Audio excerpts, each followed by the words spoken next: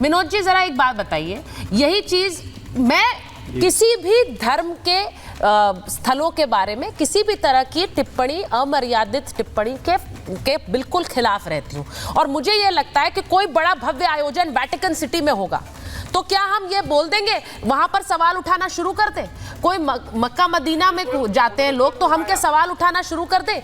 हम ये कहें कि वहां जाने से क्या हासिल होता है, वहां तो पापी जाते हैं। मुझे बस इसका जवाब ढूंढना है कि क्या ये बहुत छोटी सी बात है?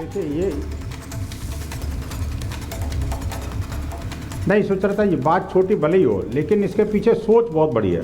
आप देखिए कि जिस व्यक्ति ने ये स्टेटमेंट दिया वो खुद अपने आप को रावण कहता है।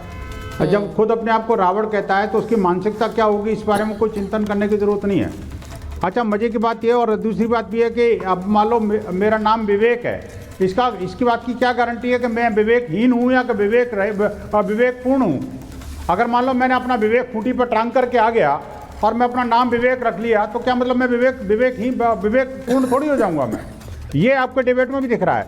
तीसरी बात ये देखिए, कम्युनिस्टों के बारे में इसीलिए कहा जाता है कि कम्युनिस्ट नहीं, कॉमनिस्ट हैं। इन्होंने कॉम को नष्ट कर लिया, ये स्वयं भी नष्ट हो गए, लेकिन दुनिया से जाने के बावजूद भी अभी भी जो है ना ये इधर उधर की बातें करना, वैसे ये कहते हैं रिलीजन को अफीम है, धर्म को अफीम मानते हैं, लेकिन जब हिंदुत्व की बात आती है तो गाली देने के लिए सबसे पहले यही आते हैं। आज तक इन्हें ये जो रिफॉर्म्स की बात करी कि सब जगह रिफॉर्म हो रहे हैं, अरे भाई सब जगह कहाँ हो रहे हैं रिफॉर्म? इस्लाम में कौन सा रिफॉर्म हुआ बताओ ना जरा, एक रिफॉर्म बता दो। क्या 3 तलाक खत्म हुआ? क्या हलाला खत्म हुआ? क्या तलाक बिद्दत खत्म हुआ? क्या वो बुर्का प्रथा खत्म हुई? क्या वो ये हिजाब प्रथा खत्म हुई? अरे नहीं बोलेंगे भाई। विवेक जी, आप अपने विवेक का अपने नाम बदल लीजिए, ज्यादा बेटर है। आपका नाम विवेक होना ठीक नहीं है। आप देखिए, एक और बात मैं करूं, देखिए अगर हम आज महाभारत कर रहे हैं, मैं इस बात के पक्ष में नहीं हूं कि सवाल ना उठाए जाए। महाभारत में तो हम सवाल ही उठाते हैं, इसीलिए अगर सवालों को खत्म कर दूंगी तो बात खत्म हो जाएगी, महाभारत की जगह ही नहीं रहेगी। लेकिन वो सवाल किस तरह से उठाए जाते हैं, किस पर उठाए जाते हैं और क्यों उठाए जाते हैं, सवालों के पीछे की मंशा तो बहुत जरूरी है तारिक साहब। मैं इसीलिए बोलती हूँ सवालों के पीछे की मंशा, सिर्फ सवाल सिर्फ हिंदुओं पे ही उठाए जा सकते हैं और वही मैंने वो सवाल इसलिए पूछा। तारिक जी के पास जा रही हूँ, मुमताज जी आ रही हूँ, उसके बाद तारिक साहब आपके पास आ रही हूँ। विवेक जी आप जवाब देना चाह रहे हैं, मैं एक बार वापस आऊंगी आपके पास। They are exposing themselves. Tariq साहब मुझे ये बता दीजिए, देखिए मैं इसलिए पूछती हूँ क्योंकि कुंभ का आयोजन है। पिछली बार आप डिबेट में जुड़े थे, आपने कहा कि भाई कुंभ का आयोजन है, आपने भी अच्छी बातें कही, लेकिन मुझे हमेशा ये लगता है कि ये जो एक ऐसा आयोजन, कहाँ होता है ऐसा आयोजन जिसमें 50 करोड़ लोग पहुंच रहे हैं, दुनिया भर से पहुंच रहे हैं। भारत में वो कुव्वत है, वो मादा है कि हम ऐसा आयोजन कर सकते हैं और उसको सफलता से कर सकते हैं। वी शुड बी प्राउड, हमें उस पर गर्व होना चाहिए। हर किसी की एक सोच है। अब उसमें यह कह देना कि जो डुबकी लगाएगा वो तो मर जाएगा। आपकी पार्टी के विधायक पहले बोल चुके हैं, ओम प्रकाश जी, वो ये कह चुके हैं। अब एक और आ गए हैं जो कह रहे हैं कि पापी ही जाते हैं, पाप ही धोने जाते हैं। ये सिर्फ बदनाम करने की कोशिश होती है और कुछ नहीं होता। बैठा हुआ विवेकन व्यक्ति भी तो कह रहा है। हाँ। तारिक जी बोलिए।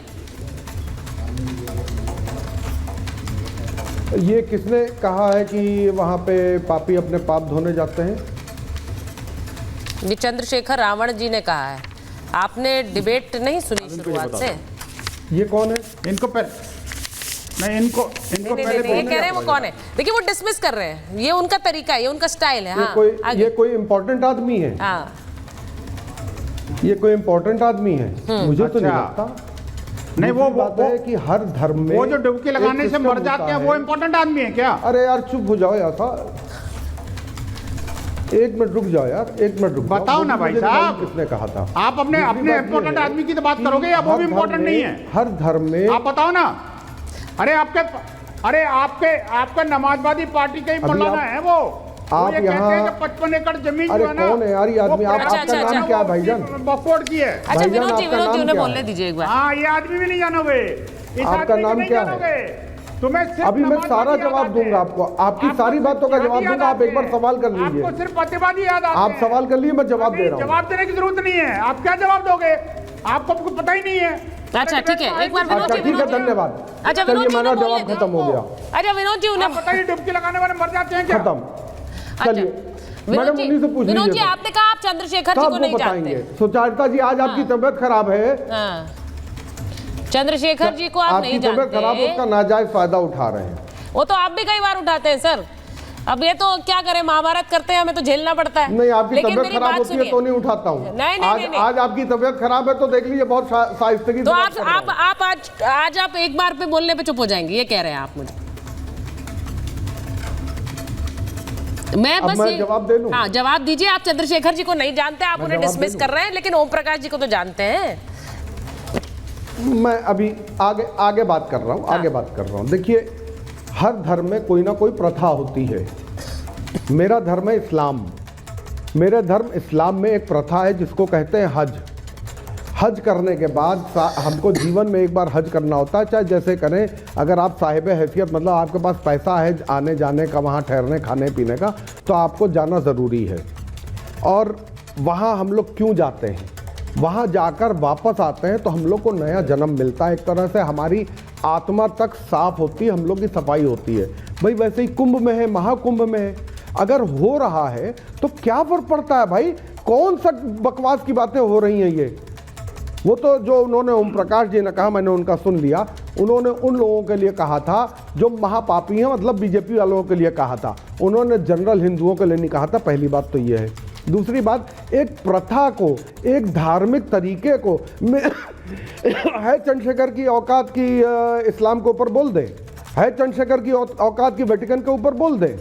नहीं बोल सकता है, वो नहीं बोल सकता है, क्योंकि हिंदू है, हिंदू के ऊपर बोलता रहता है। पता नहीं क्यों बोलते हैं लोग। कौन सा वक्फ बोर्ड? मैं उस मौलाना को ही वक्फ करता हूँ, सब इस्तेमाल करते रहेंगे उसको। ऐसे जमीन बोल दिया कि वक्फ हो गई तो वक्फ हो गई। अरे हजारों साल से महाकुंभ चल रहा है, वहाँ पे कुंभ चल रहा है, अर्धकुंभ चल रहा है, तो वो क्या इनके बाप दादा ने वक्फ की थी? यहाँ है क्या कंजड़ों के पास जमीन थी? इस कंजड़ के पास जमीन थी जिस मौलाना ने कहा कि वक्फ की संपत्ति है। अभी पूछ लियो तो उनके पजामे का नाड़ा तक उनका नहीं होगा, चंदे के पैसे से खरीदा हुआ पजामे का नाड़ा होगा। लारी जी, बात तो आप सही कह रहे हैं, बातें नहीं करनी चाहिए लोगों को। लारी जी देखिए, आज तो आप बात सही कह रहे हैं, लेकिन मुझे मेरा सवाल सिर्फ इतना है कि क्योंकि आपके नेता ने कहा, नहीं, आपके नेता ने कहा तो आपने उसके लिए एक कारण बता दिया कि भाई उन्होंने ऐसे नहीं, ऐसे कहा था, और ये कह रहे हैं तो आपने उन्हें डिसमिस कर दिया। विवाद जितने भी उठ रहे हैं, विवाद जितने भी उठ रहे हैं, नहीं जानता जो नाम आपने लिया है। हाँ। मैं हर विवाद पे बोल रहा हूं। मैं चंद्रशेखर नाम के व्यक्ति को बिल्कुल नहीं जानता हूं, मैं उस पर क्या टिप्पणी करूं? अच्छा, चुनावों के दौरान तो बहुत जानते थे, वहां पर गठबंधन की बातें हो रही थी, साथ आने की बातें हो रही थी, चुनाव के बाद सब भूल जाते हैं। राजनीतिक दल, ये जो राजनीतिक दल होते हैं, तारिक अहमद लारी पर्सनली जानता नहीं है, उनकी प्रवृत्ति ऐसी होती है। तारिक अहमद लारी पर्सनली जानता नहीं है। अच्छा, ठीक है। पर्सनली तारिक अहमद लारी पर्सनली हर किसी को जानता है, लेकिन इस व्यक्ति को नहीं जानता है। ठीक है, आप जो ये बात कह रहे हैं, टिप्पणी कर दूं उस आदमी पे? मैंने तो उसको एकदम नकार दिया। अच्छा, विवेक जी कुछ बोलना चाह रहे हैं। विवेक जी एक बार, मुमताज जी आती है, विवेक जी के पास एक बार। हाँ बोलिए प्लीज, विवेक जी बोलिए। चंद्रशेखर जी माननीय सांसद हैं, आजाद समाज पार्टी से हैं, इंडिया अलायंस के गठबंधन में थे, सबने समर्थन किया था उस वक्त उनको एक सीट के लिए, including the Samajwadi party. Dalit rights के बड़े एक्टिविस्ट हैं, इसमें कोई दो राय नहीं है। और बहुजन समाज पार्टी जैसे जैसे समाप्त हो रही है, आजाद समाज पार्टी आगे बढ़ रही है, शायद लगभग उसी रोल के अंदर। तो इस तरीके से दलित राइट एक्टिविस्ट को नकारना, उनकी बात को सुनना, यू हैव टू अंडरस्टैंड एक दलित है क्या। जो लोग हजारों साल से कुंठित रहे हैं ब्राह्मणिकल सुप्रीमेसी को और रीति रिवाज को उस नजरिए से नहीं देखते, जैसे मेरे जैसा एक सवर्ण कायस्थ या यहाँ बैठे हुए विनोद बंसल जी और अन्य लोग देखते हैं।